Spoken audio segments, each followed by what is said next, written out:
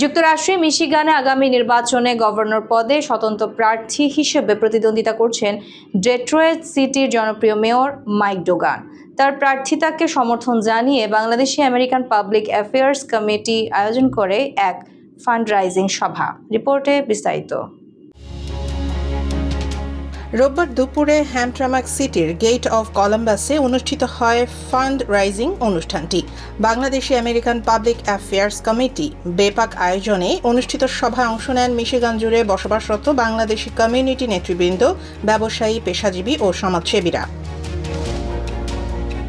অনুষ্ঠানটি পরিচালনা করেন ব্যাপাকের চেয়ারম্যান এহসান তাকবিম। বক্তারা বলেন, ডেট্রয়েট মহানগরীর উন্নয়নে মেয়র মাইক ডোগানের অবদান প্রশংসনীয়। তারা বলেন, মিশিগান রাজ্যের ভবিষ্যৎ উন্নয়নের জন্য ডোগানের দৃষ্টিভঙ্গি ও নেতৃত্ব অত্যন্ত গুরুত্বপূর্ণ। প্রধান অতিথির বক্তব্যে মাইক ডোগান বলেন, তিনি মিশিগানকে এমন এক রাজ্যের রূপ দিতে চান যেখানে প্রতিটি নাগরিক সমান সুযোগের অংশীদার হবে।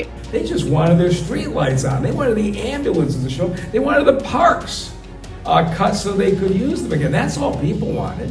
তিনি বেপাক ও উপস্থিত অতিথিদের প্রতি কৃতজ্ঞতা জানান এই আয়োজন সফল করার জন্য।